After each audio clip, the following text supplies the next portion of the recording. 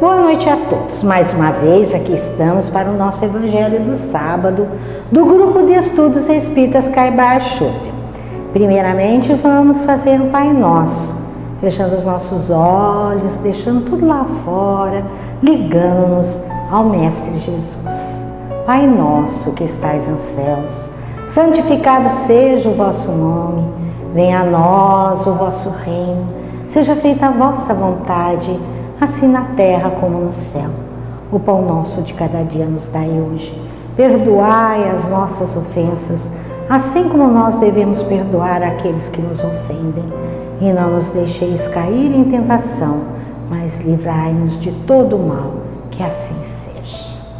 Vamos lá, gente. Mais uma vez nós vamos falar um pouquinho sobre o capítulo 16 do Evangelho segundo o Espiritismo. Esse capítulo tem o título Não se pode servir a Deus e a Mamon. E ele fala principalmente sobre as riquezas. A parte que nós vamos abordar hoje enfoca a avareza. Então, em Lucas capítulo 12, versículos de 13 a 21, Jesus novamente aborda o tema das riquezas, agora destacando a avareza. Lucas diz o seguinte: então, no meio da turba, um homem lhe disse: Mestre, dize a meu irmão que divida comigo a herança que nos tocou. Jesus lhe disse: ó homem, quem me designou para vos julgar ou para fazer as vossas partilhas? E acrescentou: tende o cuidado de preservar-vos de toda a avareza. Seja qual for a abundância em que o homem se encontre, sua vida não depende dos bens que ele possua. Quando Jesus respondeu ao homem que se sentia lesado na herança, quem o havia constituído para julgar e resolver as partilhas, demonstra claramente o teor de sua missão na terra. Viera para ensinar aos homens as leis divinas, sem as quais a humanidade não se aperfeiçoaria, deixando de encontrar paz e felicidade. Não cabia a Jesus fazer aquilo que cabe aos homens, o que é de responsabilidade de cada um, ou seja, enfrentar e resolver os problemas da vida material, pois somente assim cada um aprende e evolui. E ainda mais, quando diz a todos: guardai-vos e acautelai-vos de toda avareza, porque a vida de cada um não consiste na abundância das coisas que possui, Jesus demonstra a pouca importância da obtenção dos bens materiais para o aperfeiçoamento do espírito imortal, que reencarna na terra tantas vezes quantas forem necessárias para o seu adiantamento, tanto moral quanto intelectual. Depois dessas falas, Jesus contou-lhes esta parábola. Havia um rico homem cujas terras tinham produzido extraordinariamente e que se entretinha a pensar comigo mesmo assim: que hei de fazer, pois já não tenho lugar onde possa encerrar tudo o que vou colher? Aqui está, disse, o que farei. Demolirei os meus celeiros e construirei outros maiores, onde porei toda a minha colheita e todos os meus bens. E direi então à minha alma: minha alma, tens de reserva muitos bens para longos anos. Repousa, come, bebe e goza, quer dizer, aproveita a vida. Mas Deus, ao mesmo tempo, disse ao homem: que insensato és, esta noite mesmo tomar-te-ão a alma, para que servirá o que acumulaste? É o que acontece àquele que acumula tesouros para si próprio e que não é rico diante de Deus. Essa historinha, ela é bem interessante, né? Certa vez, quando eu trabalhava no banco, eu fui conversar com uma pessoa, era uma das minhas tarefas, era conversar com algumas pessoas para poder incentivar os negócios bancários, né? E essa pessoa, naquele bate-papo informal, ele falou: eu tenho não sei quantos pares de sapato. Mas era uma enormidade, era tipo assim uns 30, 40 pares de sapato. E tudo sapato bom, isso, aquilo. Quando ele falou: eu vou ter sapato para eu usar até os 100 anos de idade. Eu nunca esqueço disso, porque foi um negócio assim interessante, a pessoa citar aquele monte de pares de sapato. Dali a alguns poucos anos, essa pessoa jovem ainda desencarnou. Quando eu soube da notícia que ele havia infartado e desencarnado, eu pensei assim: nossa, era tanto sapato, ele não chegou a usar quase nada. Vocês percebem? Nós temos uma preocupação material com as coisas, achando que nós temos que acumular, principalmente para tal da história da velhice, né? Eu vou acumular para quando eu estiver velho, eu posso. Aí quando você chegar à velhice, você vai estar tão acabado que você não vai aproveitar nada daquilo que você guardou tanto. Aí nós encontramos o Espírito Hamed tecendo alguns comentários interessantes sobre a avareza. E ele diz que a avareza não deve ser entendida apenas como um defeito ou uma falha humana a ser corrigida de modo compulsório, quer dizer que a pessoa é obrigada a corrigir. O avarento é obrigado a corrigir aquele defeito que nós achamos, né? Mas ela precisa naturalmente ser compreendida em sua origem mais profunda. Quer dizer que por detrás de toda pessoa avarenta, tem uma origem para aquilo ali acontecer. Muitas vezes, em encarnações anteriores, aquela pessoa passou por muitas dificuldades. Ela passou por tantas dificuldades que na atual encarnação ela tem aquele apego. E existem outros motivos também. E Hamed fala que a falta de generosidade e a insensibilidade em relação às necessidades das outras pessoas tem raízes numa defesa psicológica que desencadeia nos indivíduos um rompimento na conexão entre o seu conteúdo emocional e o seu conteúdo intelectual. Você vê que o avarento, muitas vezes, intelectualmente, você não consegue entender porque que ele é uma pessoa inteligente. E por que esse apego exagerado, que muitas vezes o impede até de comer bem, de tratar dos dentes, por exemplo, tratar da saúde física, tratar bem da família, porque ele está extremamente ligado à parte dos bens materiais. A criatura sovina, continua Hamed, isola-se em si mesma. Nada tem importância para ela, a não ser a contenção doentia e generalizada em relação à sua própria vida interior, e não só em relação aos outros, como se pensa habitualmente. A mesquinhez pode manifestar-se ou não com a acumulação de posses materiais. Quer dizer, a pessoa mesquinha pode pensar só em acumular coisas materiais, mas ela também pode aparecer como um resfriamento de sentimentos ou um autodistanciamento do mundo. Então é aquele sovina que muitas vezes não está tão preocupado com o dinheiro, mas ele refreia os sentimentos dele. Ele não acha que ele tem que repartir o que ele sente com ninguém. Ele se isola e se distancia do mundo.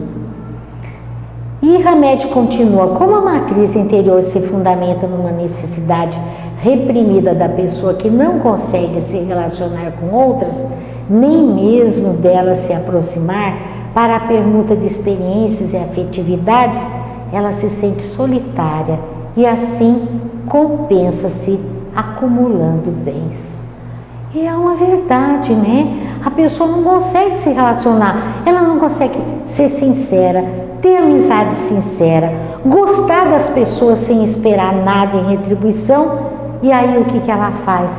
Ela se compensa acumulando bens, achando que aquilo ali vai resolver a sua carência efetiva. Ela constrói torres e muralhas imensas para se proteger do empobrecimento que ela mesma vivencia. Inconscientemente, há muito tempo, a escassez e a inibição de aproximação social e afetiva, criando toda uma atmosfera de autonomia. Ela acha que ela não precisa de nada, porque ela possui valiosos objetos exteriores, destinados a suprir a sensação de vulnerabilidade que sente ao lidar com as pessoas. Isso daí é verdade também, se nós olharmos aquelas pessoas extremamente avarentas. O avarento, ele é distanciado, ele busca os bens para ele. Ele diz o seguinte: eu não preciso de ninguém, eu me basto, eu cuido da minha vida e ninguém vai chegar perto de mim para tirar aquilo que eu tenho. Nos dias atuais, tenta-se resgatar essa sensação do vácuo interior existente na intimidade da alma humana com a reivindicação do desejo cada vez maior de possuir bens materiais. Então a pessoa sente cada vez mais necessidade de ter coisas materiais. Ela precisa de dinheiro, ela precisa de uma casa de luxo, ela precisa de um carro de luxo, ela precisa do celular de última geração.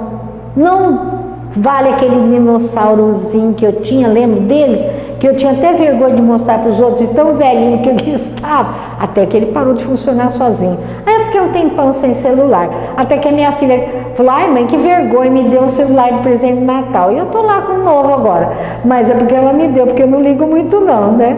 Então, gente, a pessoa se liga a tudo isso. E o grande fluxo de indivíduos que buscam os consultórios de psiquiatria e as clínicas das mais diversas especialidades médicas se deve a esse clima de insatisfação. A pessoa nunca está satisfeita e ela tem um vazio existencial que ela quer preencher, mas que com bens materiais ela não vai preencher. É impossível você preencher o teu vazio existencial com bens materiais. A satisfação é momentânea. Você compra roupa nova, sapato novo e você fala: e agora eu vou ficar maravilhosa. Você põe uma vez na outra, você já fala: eu preciso de roupa nova de novo, sapato novo de novo, celular novo para que as pessoas elogiem meu celular. E aí o que acontece? Isso daí, esse vazio existencial, na realidade, é a colheita do nosso egoísmo. É a nossa capacidade nós não temos capacidade de nos relacionarmos. Nós reprimimos os nossos sentimentos de amor e de fraternidade. Nós guardamos para nós, porque nós tememos nos abrir para as outras pessoas. E nós temos uma inconsciência, gente, de uma vida interna e eterna. Nós somos espíritos imortais. E se nós não cuidarmos do nosso espírito imortal, os bens materiais não vão resolver nada. A avareza, gente, é o produto de uma necessidade que se encontra na psique humana. Tentando enfeitar ou distrair o conflito com a busca de bens perecíveis, mas nunca consegue suprir a sensação de carência íntima. Eu lembro de uma amiga, isso faz 300.000 anos, nem sei se ela está viva. Uma vez ela apareceu em casa, sabe? E ela trouxe alguns biquínis. Ela falou: ai, fui a Londrina e comprei esses biquínis, olha que lindo! E realmente os biquínis eram lindos, né? E aí eu olhei para os biquínis, olhei para ela e falei assim: mas, ô fulana, esses biquínis são muito pequenos, esses biquínis não vão caber em você. Ela falou assim: ai, eu sei que são pequenos, mas estava tão barato e eu achei tão bonito. Tão rindo, tão. E quando vocês compram aquela calça lá, 2 números menor do que aquilo, achando que isso vai resolver o seu vazio existencial criado pela gordurinha excessiva, e você deita na cama para vestir a calça e a calça nem assim não entra. Vocês pensam que eu já não fiz isso? Mas gente, qual é o problema? É aquela roupa que não combina conosco, mas porque fulano tem, eu também tenho que ter. Então eu já passei por essa fase, sabe? Agora eu chego na loja, olho bem, falando, ai, que coisa linda. Aí eu me olho e falo, mas isso não lhe pertence mais. Estão percebendo? Porque nós tentamos preencher o nosso vazio existencial com coisas que são materiais. E a pessoa tem sempre aquele vazio dentro dela. Aí ela se torna uma pessoa que compra compulsivamente. Compra e nunca basta. Ela olha e fala, não tenho roupa, ai, não tenho sapato, tá nem usando sapato na pandemia e ela tá comprando. Eu tô brincando, gente, mas nós somos assim. Nós procuramos conseguir tudo aquilo que nós queremos na nossa vida material e a vida espiritual. O nosso espírito quer o quê? Se nós não dermos a ele o que ele quer, o que ele precisa, aquilo de que ele necessita, nós vamos continuar vazios. Em resumo, diz Hamed que o altruísmo é o amor desinteressado, resultado do enriquecimento da vida interior, enquanto a avareza é filha da pobreza do mundo interior, acarretando uma desumanização e uma obstrução da nossa capacidade de amar. O trabalho interior sempre melhora a qualidade da nossa vida. Nos conhecemos interiormente, para a gente não sair comprando biquíni, 2 números menor que o nosso, que nunca vai entrar em nós. Nós passamos a conhecer a nós mesmos, as nossas necessidades, onde está pegando o nosso calo. E nós vamos conhecer não só a nós mesmos, como o universo como um todo.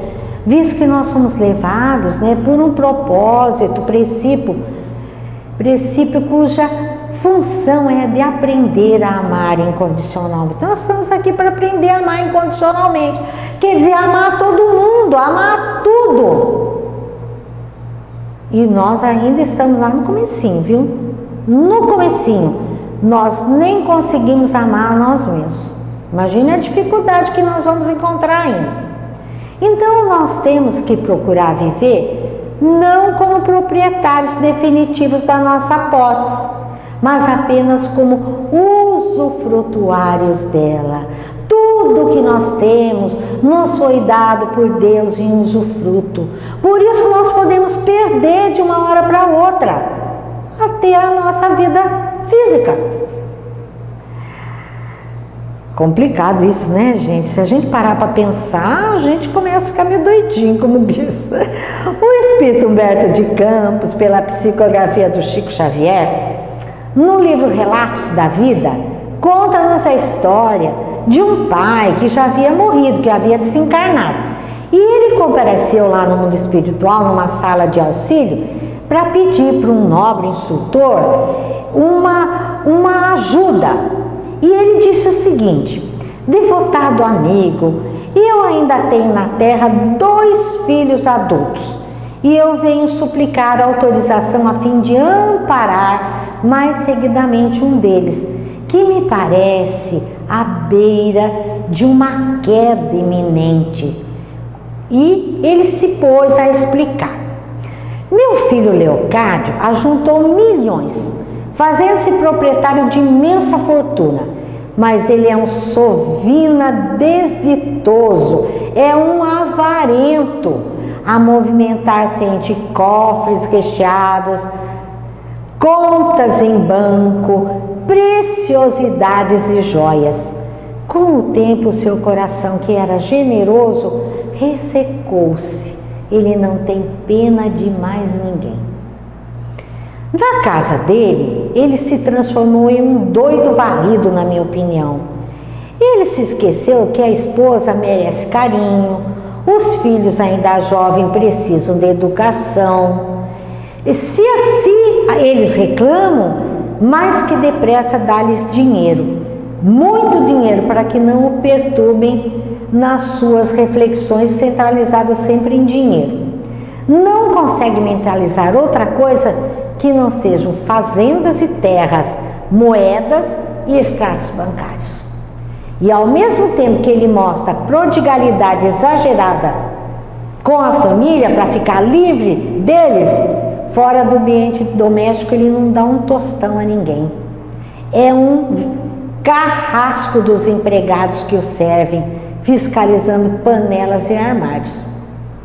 Nos favores que ele presta a outras pessoas, ele cobra tributo alto, e nas compras que ele realiza, ele pechincha tudo.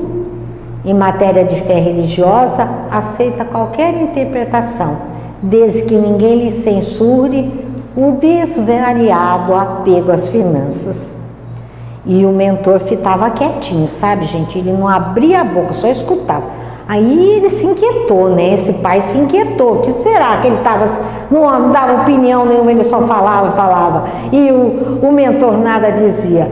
E aí ele pediu novamente: ai, dá-me permissão para seguir passo a passo o meu pobre filho, a que a paixão pelo dinheiro transformou em um alienado mental. Então o mentor lhe perguntou: se tu falas, né, que tem 2 filhos, é natural que te refiras ao outro também, que contes alguma coisa sobre o outro. E o pai, todo satisfeito, disse o seguinte: o outro? Ah, esse não me preocupa de jeito nenhum. Desde a mocidade é um gênio de gabinete. Há precisamente 40 anos não tem outra preocupação que não seja estudar os filósofos, os cientistas da humanidade, vive cercado de livros, lê em grego puro, decifra códigos egípcios. Então ele é um gênio, conhece todas as religiões com admirável senso crítico, responde com precisão a todas as consultas que lhe façam, conta as civilizações antigas e novas, quer dizer, ele sabe de tudo, pode perguntar que tudo ele conhece. Aí o mentor perguntou: mas e o que ele faz com tanta cultura, né? Ele é muito culto, mas o que ele faz com isso? E o pai respondeu: ah, meu filho, basta a si próprio, eu estou orgulhoso e tranquilo quanto a ele. E o mentor tornou a perguntar: ele é professor, né, com muitos alunos? Ele fala: não, ele não é um professor, mas ele é um sábio. Quer dizer que ele não ensina o que sabe, nem mesmo alfabetiza alguém necessitado? E o pai respondeu: ele não necessita trabalhar para ganhar o próprio sustento. Quer dizer que mesmo assim ele não se dedica, né, a colaborar, a ajudar, a colaborar nas atividades de alguma instituição de beneficência, por exemplo? Sinceramente não. Ele acha, né, que ele tem que ter paz consigo mesmo e não suporta as complicações que as pessoas geram. Por acaso ele adota crianças de modo a educá-las, né, com padrões superiores? Ele fala: não, ele não tolera a ingratidão e tem medo de adotar crianças que amanhã lhe ameacem a segurança. Essas crianças podem dar problema para ele. E o mentor tornou a perguntar: quer dizer que ele não escreve nem fala em público para instruir os semelhantes e consolá-los? De maneira nenhuma. Ele não desce da sua altura intelectual para chegar perto daqueles que de certo o aborreceriam com contestações e discussões. Vive só, parecendo um astro luminescente, mas absolutamente incompreendido na terra. O mentor espiritual pensou um pouquinho e rapidamente aconselhou: reconsidera a solicitação, meu amigo. Ambos os teus filhos são avarentos, necessitados do consolo divino, do socorro de Deus. O avarento escravizado ao ouro, ainda que deseje repousar naquilo que tem e naquilo que há de ter, não encontrará na abastança material senão motivo de incessantes suplícios.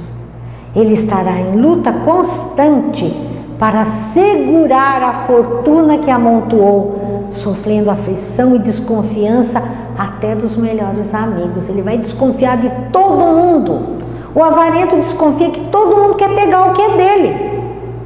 Assim que ele desencarnar, experimentará desilusões terríveis, seguindo agoniando as ambições de muitos dos familiares que lhe disputarão os despojos nos tribunais, como abutres sobre o corpo da presa. Quer dizer, vai ter aquela briga imensa entre os familiares para ver quem é que vai ficar com o que ele tem.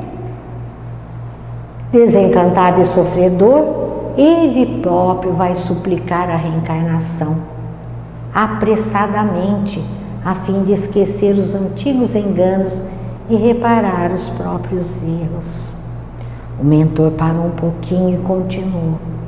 Quanto a seu outro filho, aquele supostamente sábio, ele é sovina da alma, ameaçado de solidão e desequilíbrio por muitos séculos, pois atravessa os dias sem proveito para ninguém. Refugiado no orgulho e na vaidade de saber, fugindo à felicidade e à obrigação de servir, ele lembra um poço de águas ricas e cristalinas, que se ficar isolado e inútil, acaba cheio de podridão por si mesmo. E diante daquele pai cheio de assombro, o mentor concluiu: ampara o teu filho atormentado na terra pela avareza. No entanto, não te esqueças de que a avareza da inteligência que enlouquece o outro é muito pior. Então há diversos tipos de avareza. Não existe só a avareza dos bens materiais, aquele que quer guardar para si o dinheiro, os bens materiais, que não divide nada com ninguém, que quer tudo para ele. Existe aquela avareza da inteligência, da pessoa que tem capacidade, mas não usa essa capacidade para auxiliar e para servir as outras pessoas. Segundo os mentores, essa é a pior avareza, o pior tipo de avareza. Somos avarentos? De vez em quando nós somos. Eu brinco, tem gente que não dá nem receita. Você pede a receita, a pessoa desconversa ou te passa a receita errada. Eu sempre sinto isso daí. Hoje tem receita de monte na internet, mas antigamente não tinha. E a pessoa negava. Tem gente que não dá muda de planta. Tem gente que sabe, mas não te ensina. Te deixa errar e diz: é problema da pessoa, ela que aprenda como eu aprendi. Isso é avareza de inteligência. E não, quanto mais você aprender, mais você tem a obrigação de repassar, porque as outras pessoas precisam evoluir. Ninguém evolui sozinho. Nós temos sempre que levar as outras pessoas conosco. Nós precisamos repassar aquilo que nós aprendemos. É isso que eu tinha para contar para vocês hoje, tá? Abração para todo mundo e vamos tomar passe, né, primeiro. Neste momento, você está na companhia dos mentores e passistas espirituais do Grupo de Estudos Espíritas Caibar Chútil, assim como da equipe médica do Dr. Bezerra de Menezes, para a realização do passe espiritual à distância, reestabelecendo o equilíbrio integral de todo o seu ser. Siga nossas palavras com o coração e o entendimento. Concentre-se em sua respiração. Inspire bem fundo e devagar. Segure. Agora solte o ar lentamente. Inspire bem fundo e devagar. Segure. Agora solte o ar lentamente.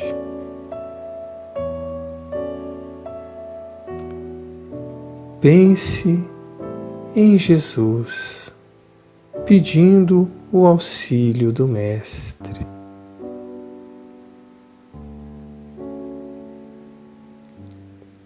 Imagine-se debaixo de uma cachoeira, a água caindo sobre você, limpando seu corpo físico e perispiritual. Pense em seu lar e em sua família. Pense em seu local de trabalho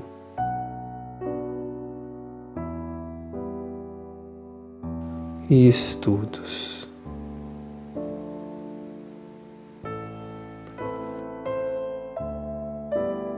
Pense em sua maior dificuldade.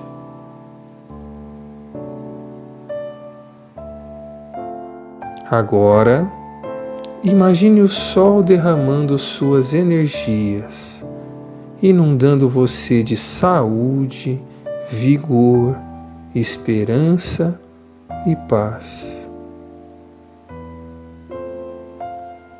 Sinta a presença de Jesus diante de você, irradiando intensa luz, e receba sua amorosa bênção.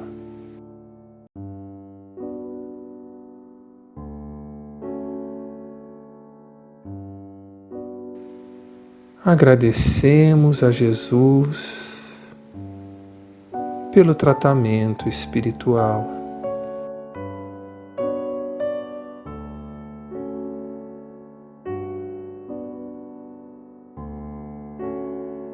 Que o Mestre acompanhe a todos.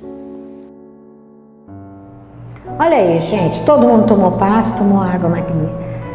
A água magnetizada ou fluidificada é a mesma coisa. E vamos continuar tomando cuidado com a pandemia, tá, gente? Não dá para relaxar, não. Tem gente por aí achando que acabou, mas não acabou nada, tá? Um grande abraço para todo mundo. Tchau, tchau.